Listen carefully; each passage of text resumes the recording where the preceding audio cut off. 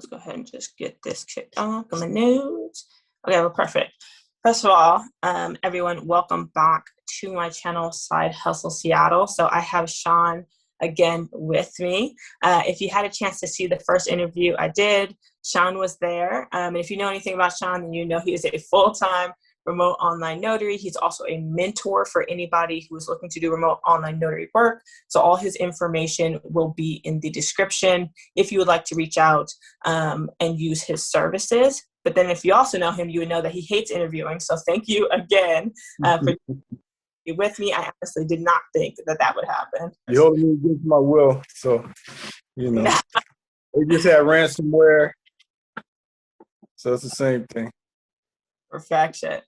So today, I actually wanted to talk about all the different types of technology integrated notarizations that there are. So, you know, me and Shawn, we go back and forth a lot about different remote online notary stuff, about anything kind of within the space.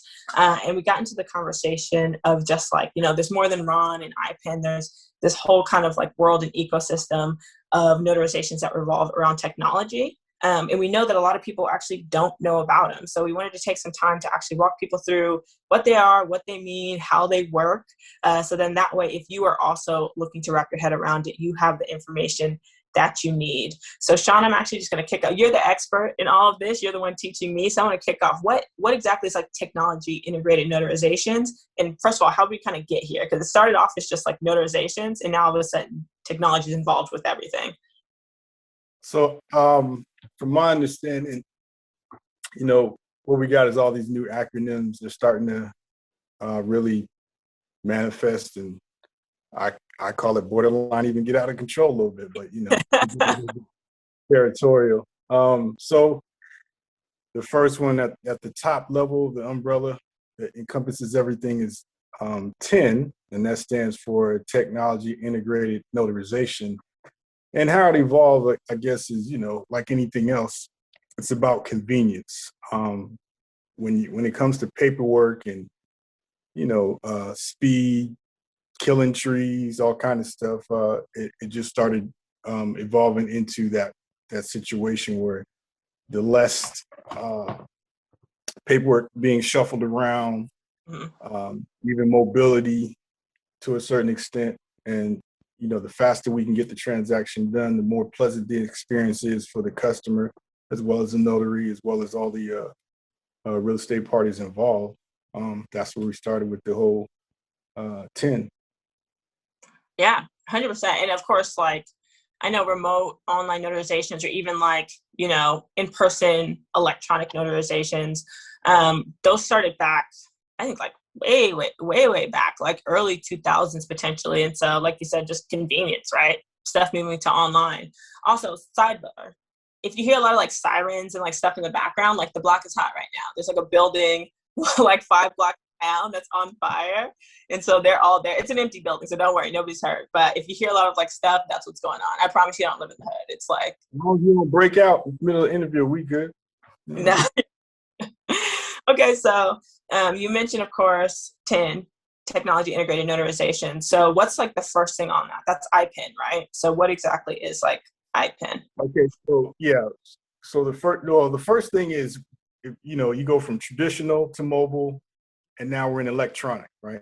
That's the first stage of technology. So what that means is you're basically having your laptop as your notarization tool. It's going to replace your rubber stamp and also paper. So that's what the electronic notary is about. So IPEN is also like, it's the same thing as E-Notary, right?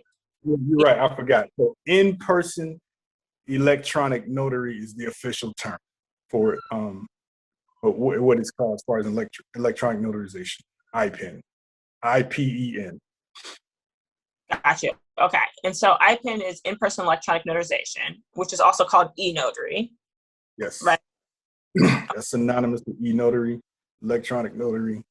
Correct. So what's the experience for IPEN for the signer themselves? Like, what's the experience from the signer and the notary? And then, like, what's the benefit of doing IPEN at all?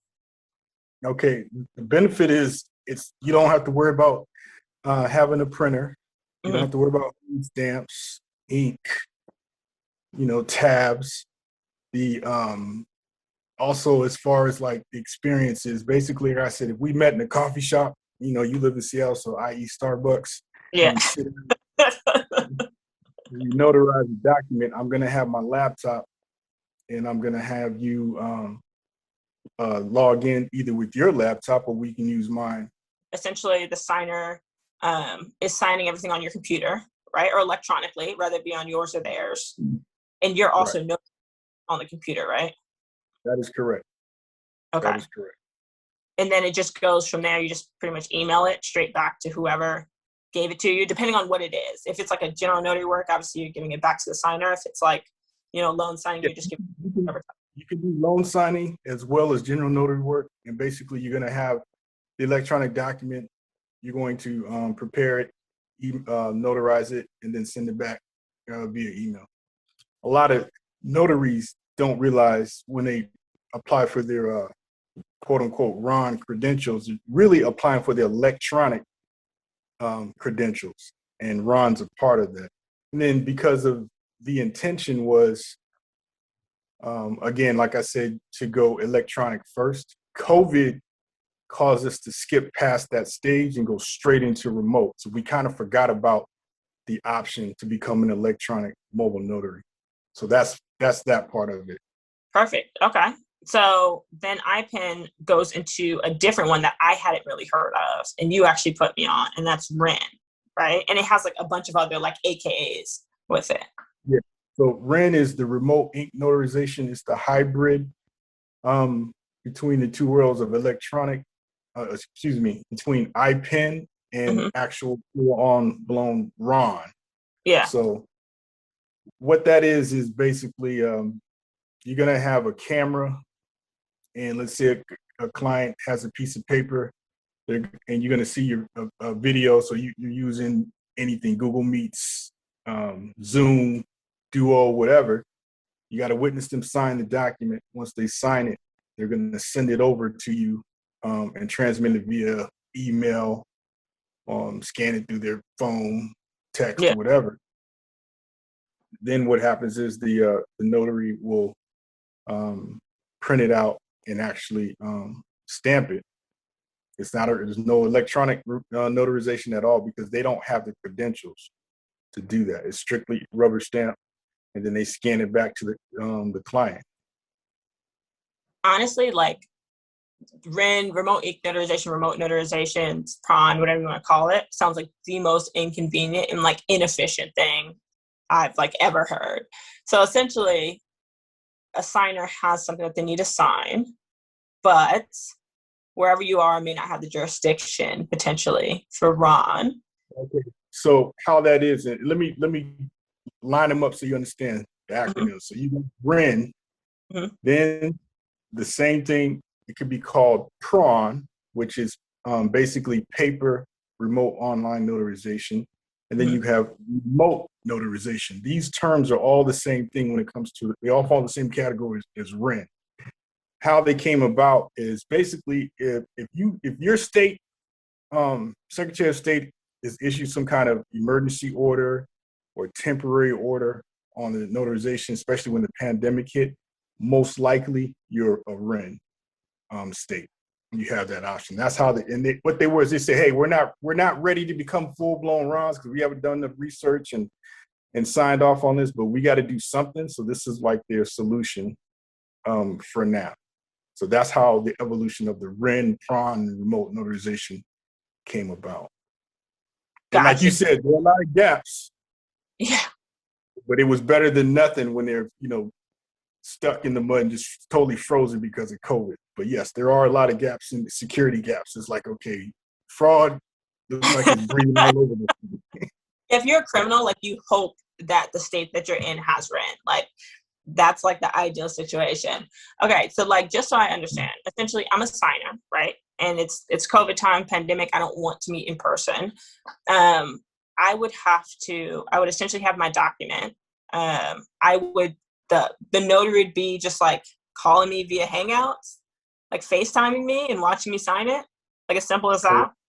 there are no requirements as far as equipment requirements. basically under REN. It has to be two-way audio, video, real time, but it's all about that, passing forth, transmitting of the document. And then, so they're watching me, they're taking my ID in that moment. So I'm like either like holding up to the camera or however that may look. And then I mail it off to them. I'm like, here you go. Here's what I just signed, like stamp it. Right. You can scan it back. Depending on what the final destination of that document is, they may require the real one. Most likely that's what's going to be the case. Yeah. And so they require the original and that notarized copy. Again, like I said, it was a quick fix. It was what do they call it? That slogan? What, like a Band-Aid solution? Temporary solution to a permanent problem or something like that. You know what I'm saying? Yeah. It was one of those type scenarios. I know. It's safe to say that like Ren is not going to be around for very long. Yeah, you can't. It's not sustainable. It's too little to fail. Exactly. First of all, if nobody's ever seen the movie Too Big to Fail, fantastic movie. Highly recommend it. But so it brings us to the last one then, which is Ron, which is what we know, which is probably most people watching this video know. So Ron, break it down for the people in the back who just may not know what it is and what it looks like. Ron is a full-blown remote notarization, remote online notarization. So basically, you're back with the two-way camera technology, but there's an authentication aspect to it, which is the KBA, which we talked about before.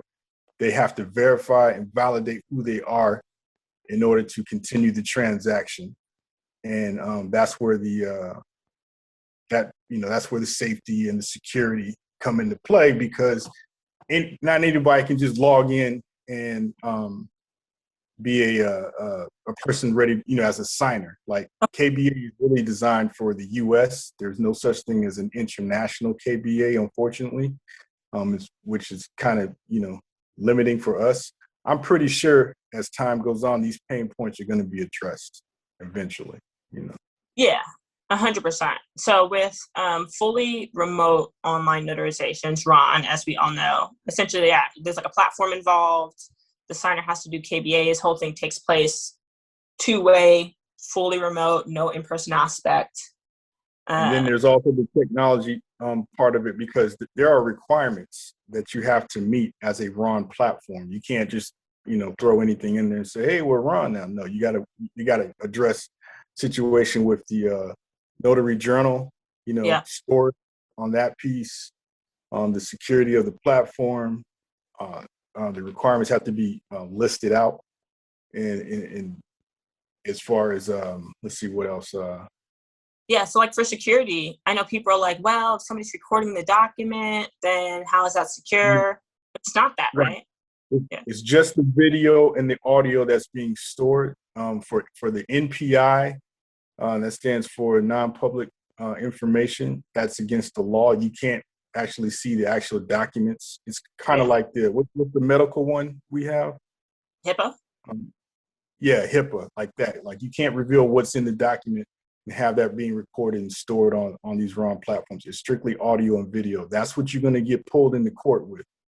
If you have to go back and it's good to refresh your memory. And here's the argument that, because there's a little war going on in Kaale, we can table a little bit, but just a tidbit about what's going on. So they're saying, hey, look, this thing's not secure. We're not comfortable with ROM, but in actuality, it's probably more secure. Number one, people are, we're human, so we can slip past sometimes a fake ID, of course, something being doctored up. So, the KBA prevents that. Then you got audio and video of not just my word against theirs. Like, yes, I was in the room with this person. We said, don't talk. I can pull the video and see, yes, I was talking to this person here when I'm in court. So, exactly. that, to me, that just kind of trumps any argument that mobile notary is better. The other argument would be that the older generation of notaries, and I don't mean age, I'm just saying experience. Of course. They're like, then some of them are fighting it. So you got to think about Uber versus the taxi cab company. Airbnb against the hotel company. This is kind of, changing of the guard, and you have to evolve. There's always going to be a place for the mobile notary. But again, it's probably going to end up being 100% IPEN mobile notary versus paper. So that part, because some people are trying to argue about the human experience. You're not losing that. You're just going digital. Exactly. So that part is being addressed. What I'm noticing now, which is even funny, is the trend of actual notaries. They're just kind of tired of running around in their car driving.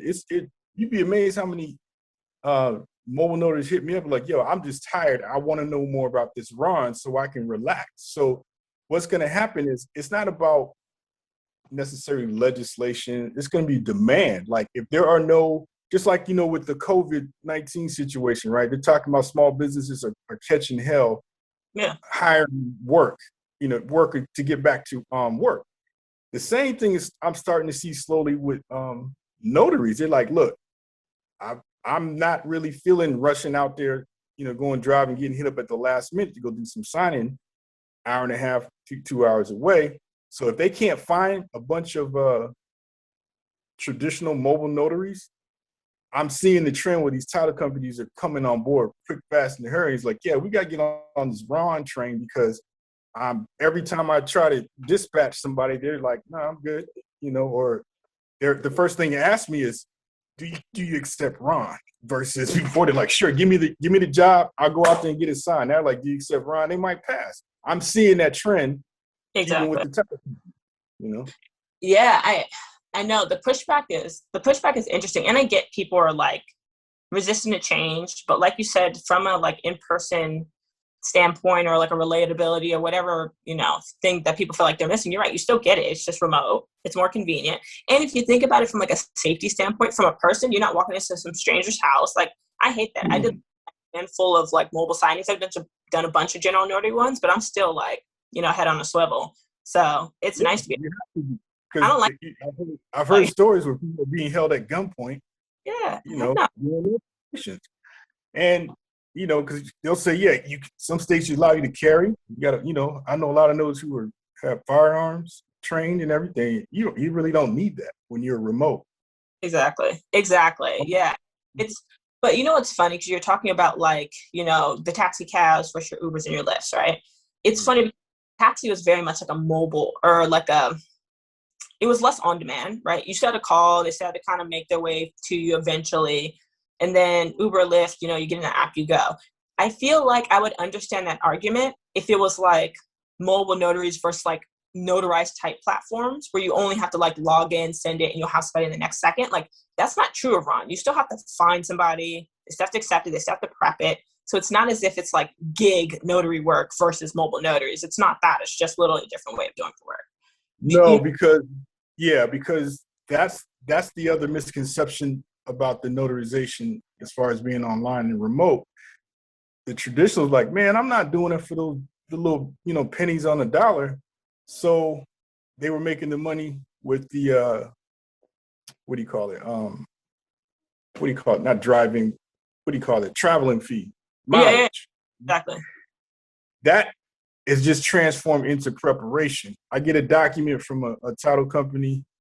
I still have to prep this thing. That's where the time goes in and the fees equal out, and it pretty much stay the same. What I gain in travel, I still lose in prep. The difference is I had to prep it and I had to travel when I was a mobile notary. But you could charge for both prep and travel when you're mobile, right? Yes. Yeah. Yes. But you're saying that you're out on as much as you may think you are. So you still got to prep the document. You still got to prep the documents if you want it done right. Can you do it on the fly? Sure, but I don't recommend it because when you make mistakes, that escrow company's not calling you back anymore. Because he's really gonna look bad, and you're like, man, you this was mobile. I mean, this was electronic, and you still screwed up on that. I know. It's like so much harder to miss a signature also because it's kind of guided. If you prep it well enough, it kind of guides you, depending on your platform, from like indicator to indicator. So like your chance of like, common errors probably will be significantly smaller. And the document would just look clean if you can actually like wipe stuff out. But we talked about laws a little bit, and we talked about like Californian laws a little bit. What do you think it's going to take for like your Californias, your New Yorks, your whatever? I think Ron is available in 29 states. So, your other however many states, what's going to take? 21 states? Yeah.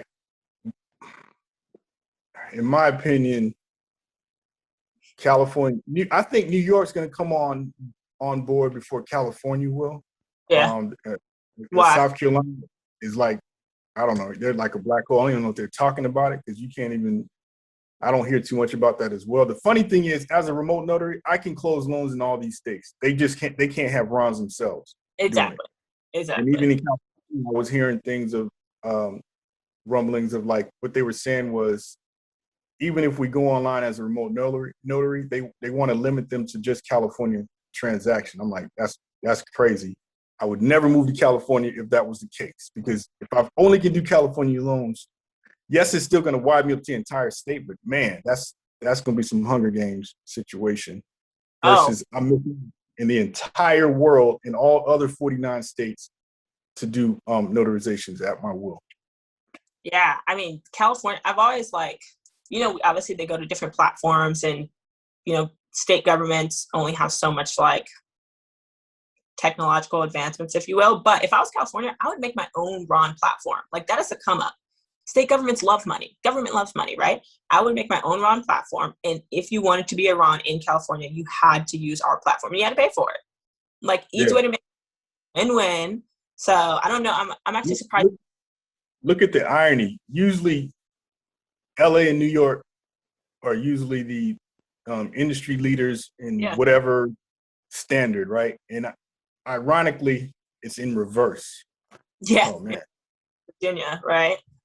Virginia for like all of the smaller, not called Virginia small, but like the ones that aren't necessarily technology leaders that like kicked it off. Yeah. Yeah. Cool. So essentially, since a remote online notary can notarize for somebody in any state and even all over the world, like, is it time for those remote online notaries to be able to do it wherever, right? Like, I know we're currently like have to sit in the state that we're in, but do you feel like you see a world where we can kind of be wherever and still notarize remotely, given that we could still notarize in any state? Yeah. Again, like I said, you might hear some small rumblings and whispers about a federal commission. I think that time is coming. It should definitely be, a topic of discussion. Yeah. But even at this point, you have what they call sister state commissions, where I'm seeing people who are commissioned in one right next to them. Usually that's how it works, and it's allowable. Some don't, some do. It depends on their laws saying, okay, the notary must be physically in the state to commit notarial acts. Others are, I guess they're saying, as long as you're in the next state over, or you're good to go. This particular state, you're good. Exactly. But I've trained a few people who have dual commissions. Yeah, I know. I've been really interested in dual commissions. But yeah, that would be great. That would be awesome. I would wonder what, like, notarial laws they would follow. Obviously, there'd have to be some like just general ones. So think of it like this: you got lawyers, law firms, and what was the other example I had? Well, anyway, I'll talk about this first. You have law firms, right? Mm-hmm. Marks and Harrison. They're in every state. They're all over. So they got to have some. It's a state commission license, and at some point it didn't start that way. But for whatever reason, the laws changed to where you can have a law firm. You can be a practicing lawyer in all 50 states. Yeah. Under your corporate umbrella. Same thing with real estate license, right? You can start with one state where it's commissioned, but then you have like Remax and Century 21 and some of these other big ones, and they have a license they have a brokerage license in every single state. So yeah, I see organization doing the same thing. Yeah, I was gonna say, I thought for lawyers, don't you have to like get rebarred if you like go to a different way? There's a process. My point is, there's a process. We just don't have a process for commission as a notary right now. I'm cool with whether hoops you want me to jump through to get there. I'll do it. Start the petition, John. It starts with one. It starts with one. I'll follow you. I got you. I'll be first signature. Okay, I'll keep that in mind. You can't even get me on camera. You think you'll get me in front of Congress? I'm gonna please. Exactly. Don't do that. I'm not gonna know either. But I know there's some other things. I know there's like MISMO. We talked about Malone a little bit. There's like 1,000 acronyms. Can you just break those down? Yeah. So now we talk about legislation and the laws of where they draw from to figure out, how to become a RON state. They got to pull from something. So one of them is the ROLONA, and that's the Revised Uniform Law on Notarial Acts. Basically, it's like a non-governmental body originally formed to promote like standardized laws for business and commerce in different states. Okay. Yeah. And then you have the UETA, that's Uniform Electronic Transaction Act, that provides uniform rules governing electronic commerce and transactions. You got MISMO, MISMO, which is the Mortgage Industry Standard Maintenance Organization. They lead the industry to digitize the loan modification process. So basically the actual document, And then, those are probably the